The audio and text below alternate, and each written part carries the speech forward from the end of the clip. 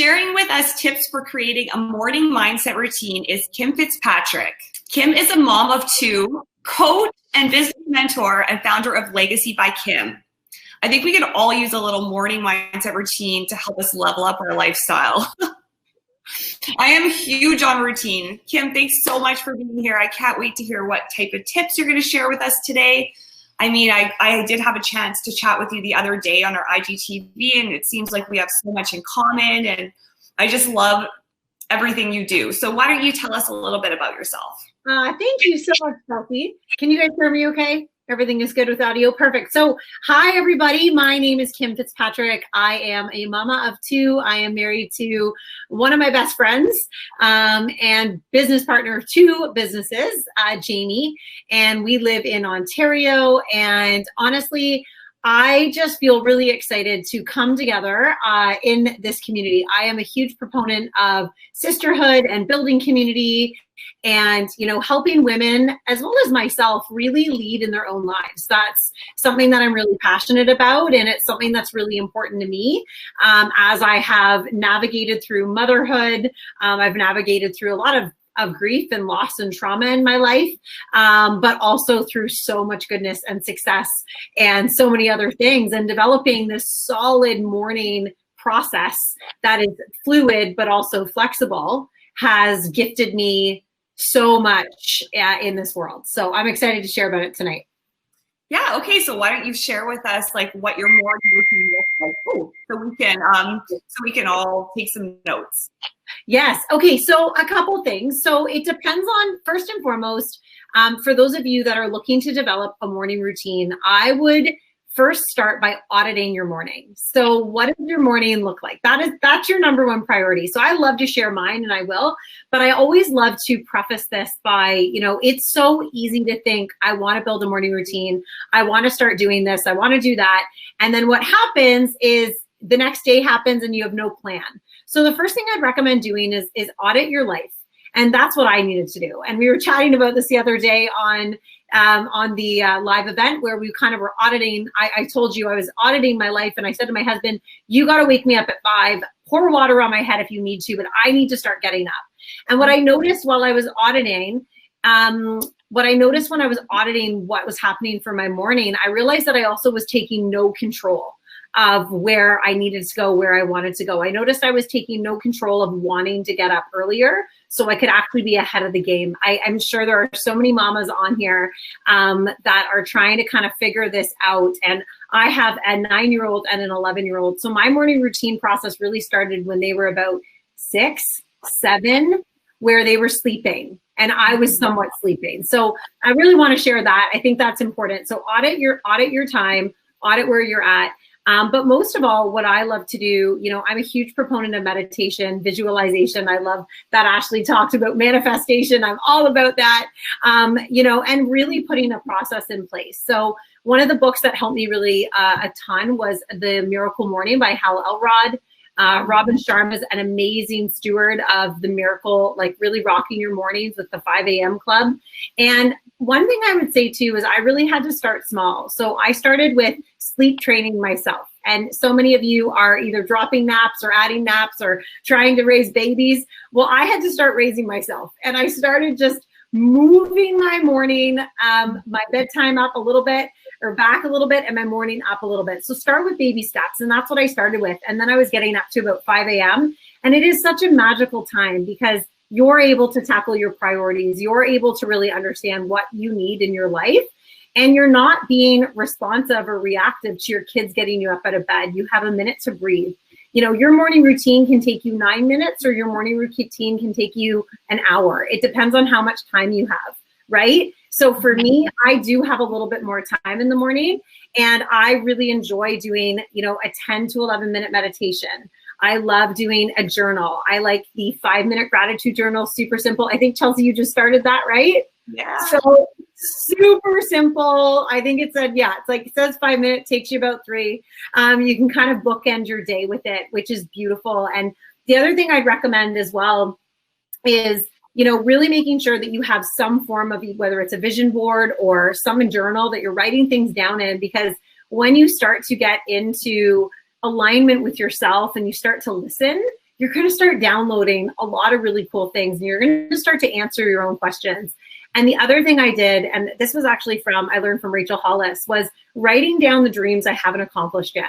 So every morning I write down 10 hairy, audacious, ridiculous dreams that I say, I am debt free, or I am whatever that is you want. But, you know, I have completed this, whatever that is, that your big thing is. You need to act in accordance that it's done. And what I find and what I'm learning is that every single time I write it down, I act as the woman that needs to be that person.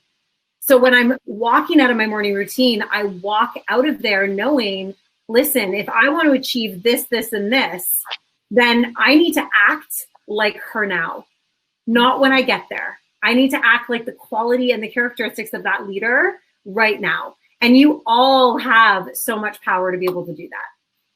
Wow, there's so much. So how do you're talking about auditing. Like, how do you audit and how often do you audit? So what is the process like? Oh, my friends. Okay, it is the crappiest audit of life. I'm not fancy with this, but I take a white piece of paper.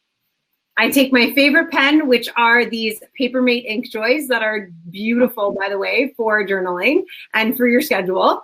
And I audit my day. And one of the things that I've done is I map out a 24-hour schedule.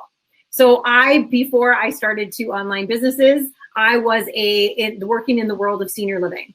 And I also, for a while, I worked with people living with dementia. And when they walked into this retirement home, the seniors' homes, we needed to know, as their now new family, what they did in a 24-hour period. And I got to thinking, like, we knew every single thing that resident would do, from like when they woke up, when they did this, when they did that. And I was like, I'm going to do that. I'm going to schedule out my entire day. Like, what do I need to do in the day? And then where am I going to fill in the pockets for my business? That's what I started to do. But then I started to realize I can do the same thing in the morning. So when I woke up late, I could audit that. I could say, well, I went to bed really late. And as our friend Trent Shelton says, Trent Shelton says, he's like, if you don't have an evening routine, then you don't have a morning routine. So I started to audit.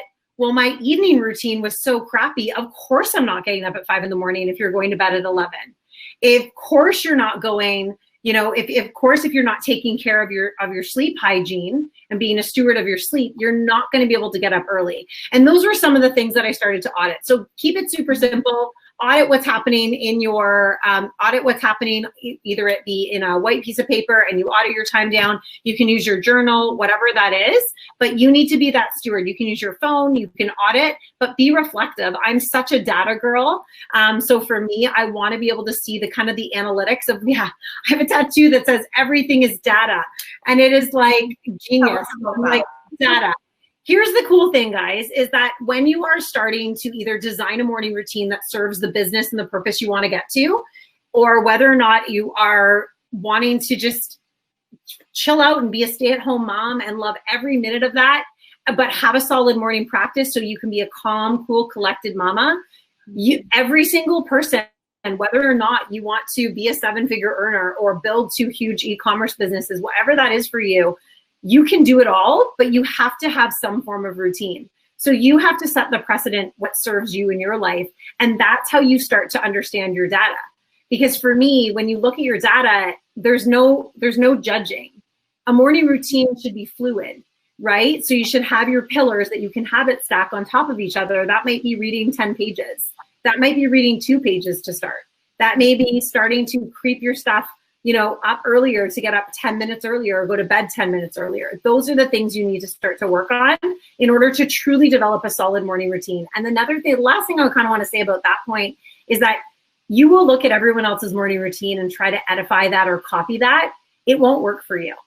You have to develop something that serves you. You need to know the period of time you have for your morning. You need to know what book you need support with. You need to know what journal serves you, and that takes time. So you have to be patient with your process. And if you're patient with your process, I'm telling you, you will have magic in your mornings and you won't want to miss it. Wow. Okay. So what are like 3 things that everyone should have in their morning routine that you can recommend? Okay. So there's some great meditation apps. So I would highly recommend that. So find a meditation app that serves you. There will be some that have accents that will drive you bananas. There will be some that calm you down that are awesome. So find a meditation app that serves you. I find guided meditation easier personally because it's easy for my mind to go to my to-do list, right? So I'm like, okay, I'm going to be guided here. Yeah. So I love that. So I use an awesome program that's on our platform I serve our clients with. So we've got a guided meditation process. So I use that. Calm is a great one. There's a bunch of different meditation apps. There's a lot of free meditation apps. So go see what serves you. Meditation is massive. Silence is so important. When you're able to get silent, I think a lot of times people are afraid to be silent because they're not sure what they're going to hear. And I think what's important about meditation or silence is you're giving yourself permission to take a minute. And when you give yourself permission to take a minute, then you start to realign yourself and you're able to actually go back out and do more. The next thing I would recommend for your morning routine is to get a book that challenges you in your personal growth. So whether or not it's a leadership book or whether or not it is a personal development book on something that you need to grow in, and try to commit to reading 10 pages in the morning before the world needs you. And then the last thing I would recommend is some form of a journal. That does remind you of your affirmations. That does start your day with gratitude. You know, when you can start your day with thankfulness and gratitude, it sets you above the rest, and it will really start to remove gratitude and anxiety cannot exist and coexist in the same space. So the more grateful you are and the more you start your morning with that, it'll change everything for you. That's so true. And there's always like so much to be grateful for. So when we can focus on the good things, I think like we attract more good things, right? And that's just kind of like the vibe. You want the good energy coming in, and yeah, it's so great. So Totally. So how did you get started in the coaching business? Well, you know what? I fell into it by an accident. My husband actually got started at first. I was an employee my whole life, loved it, loved working in the corporate world, and had no interest in being an entrepreneur. I actually had no interest. I was like, no, I love my badge. Okay. I love my badge. I love my pay. I love all the things. And what happened was he kind of pulled me into the coaching part of it. And I started to get into our online communities and really start to see change and support and serve these women. And I was like, I love this. And I started to just become immersed in the organic process of coaching and serving and helping women lead themselves in their own lives. And what I realized was that as I was coaching others in the process, I was coaching myself. So I actually had to get myself right first. I had to find that self-love first. I had to figure out that my need for hustle was just a direct reflection of my lack of self-worth. And I needed to start to realize that. And as I started to realize that, my competence grew and my confidence grew.